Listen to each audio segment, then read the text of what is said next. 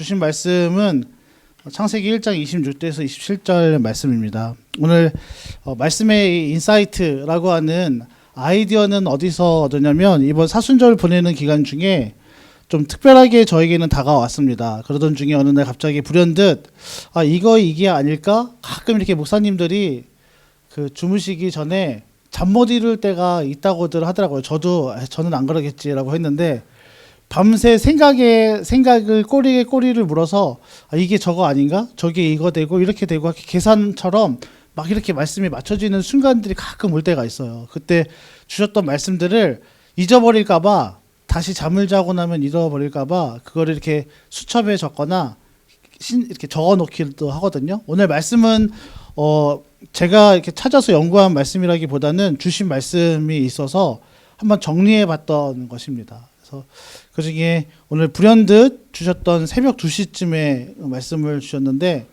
한번 삶을 되돌아보면서 나는 이 묵상의 말씀처럼 잘 살아가고 있는가. 저번 주에 우리 김정희 목사님께서 그런 말씀하셨는데 말씀을 전하는 자가 완벽해서 말씀을 전하는 것이 아니라 우리 또한 저 또한 말씀을 따라가고 그대로 따르기 위해서 말씀을 전하거든요. 말씀대로 살면 100% 사는 사람이 쉽지 않죠. 저 역시도 그렇고 모든 그리스도인들이 다 그럴 겁니다. 하지만 하나님이 소망하시는 것은 포기하지 않고 말씀을 끝까지 바라보고 뜻대로 순종하는 사람을 원하시는 거죠. 말씀처럼 완벽한 사람을 찾으시는 건 아니라는 거죠. 전하는 자와 듣는 자 모두 동일하다고 믿습니다.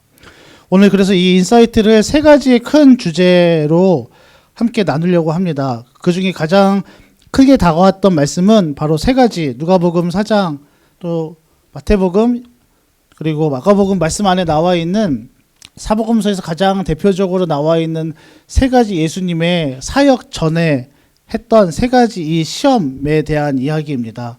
돌이 떡이 되게 하라. 가장 중요한 그 유혹 중에 한 가지였는데요.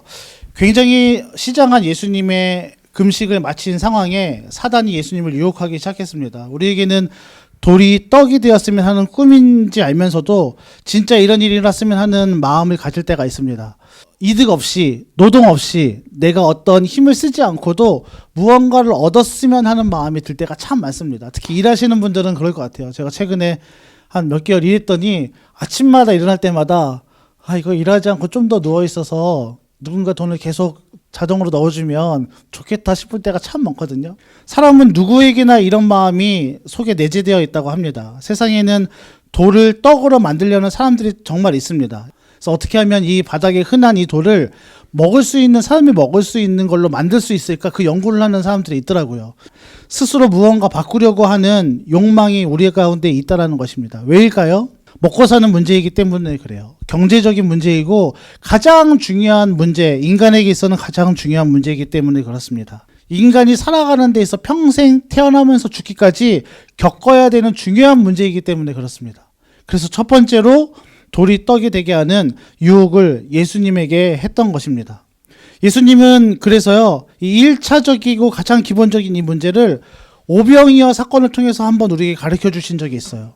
물질이 아니라 구원자 되시는 주님을 믿는 믿음이 우리에게 얼마나 중요한지를 알려주셨습니다. 그 작은 것, 아주 작은 아이의 도시락을 통해서 몇천 명을 먹이셨던, 그러니까 눈에 보이지 않은 이 실제 경제가 아니라 하나님의 은혜와 구원과 기적의 은혜가 모든 사람을 먹일 수 있을 만큼 주님을 의지하는 사람에게는 주님께서 더한 일을 하시겠다고 하셨던 그 믿음, 그것이 우리에게 있는가 예화이고 말씀이십니다. 실제 있었던 일입니다. 일하지 않고 음식을 먹으려는 사람의 욕심이 그 안에 있습니다. 돌이 떡으로 바뀌면요, 다시 말해서 돈으로 바뀐다면 사람은 더 이상 노동이 필요 없게 됩니다. 주님이 주신 만물이 얼마나 아름답고 귀한 것인지 사람이 깨닫지 못하는 일이 벌어지게 된다는 거죠. 너무 이 흔한 것을 먹고 살 수 있는 능력이 사람에게 생기면 더 이상 하나님께 기도하지 않겠죠. 교회에 나와 예배하지 않겠죠. 노동이 없고 어떤 대가를 지불하지 않은 이익은 우리 안에 죄가 될 수 있겠구나. 하나님을 사랑하는 마음이 사라질 수 있겠구나. 두 번째는 성전에서 뛰어내리라는 유혹입니다. 이것은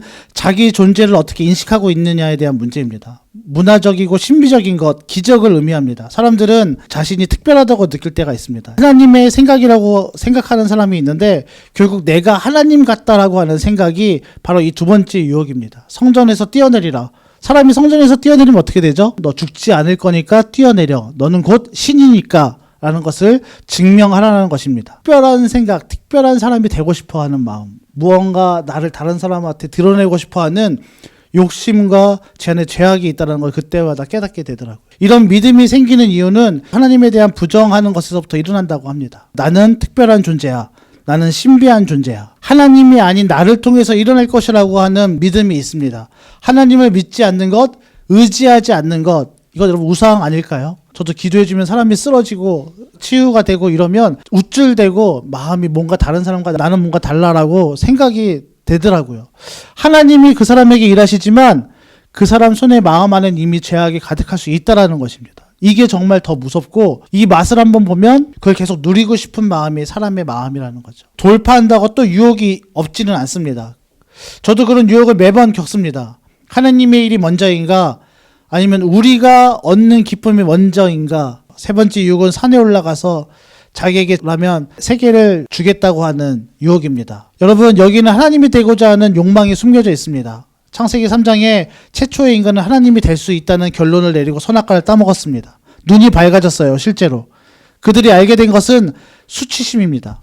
하나님처럼 된 것이 아니라 그들이 깨닫게 된 것은 바로 수치심이에요. 근데 여러분 잘 보십시오. 선악과 따먹지 말라고 했는데 먹을 수 있는 과일이었더라고요. 눈이 밝아졌더라고요. 실제로. 그런데 여러분 무엇입니까? 그렇게 된다 한들 그들에게 오는 것은 수치심이었어요. 죄의 경험과 기회가 더 많아진 거예요. 하나님이 하시지 말라고 한 이유는 그거 먹으면 죽겠다는 게 아니라 그걸 통해 죄가 그 삶에 왕성해지기 때문에 그것을 막으신 거예요. 하나님을 사랑하는 마음이 사라지기 때문에 하나님께서 막으신 거예요. 하나님이 기뻐하시는 일들, 막으시는 이유가 무엇입니까? 어렵지만 버티고 나아가라고 하시는 이유 무엇이에요? 그것을 우리가 선택하면 죄와 수치심과 두려움과 또 이런 우리들의 마음들이 분열의 마음, 자기 자신을 사랑하는 마음들이 그 안에 가득하기 때문에 그렇습니다. 여러분, 하나님이 되고자 하는 욕망, 미신과 같은 믿음 없는 욕심은 끊임없이 일어납니다. 우리에게 이 예배 교회 공간을 벗어날 때 그리고 지금부터 또 일어날 것입니다. 매일마다 주님을 의지해서 예수 그리스도가 하나님의 형상임을 인정해야 합니다. 여러분 하나님의 형상은 하나님의 성품입니다. 공의로우심, 자비하심, 인자하심, 오래 참으심 하나님의 성품이죠. 공의로 모든 만물을 다시 회복시키시는 것이 하나님의 성품이십니다. 그리고 우리를 보시면서 끝까지 참아주시는 것도 하나님의 성품이시고 기다려주시는 것도 하나님의 성품이시고 우리를 끝까지 사랑해주시는 것도 하나님의 성품이죠. 이것이 바로 하나님의 형상입니다. 공의로움, 자비, 인자, 오래 참음, 또 무엇보다 그 사랑. 그래서 우리는 이것이 회복되어야 합니다.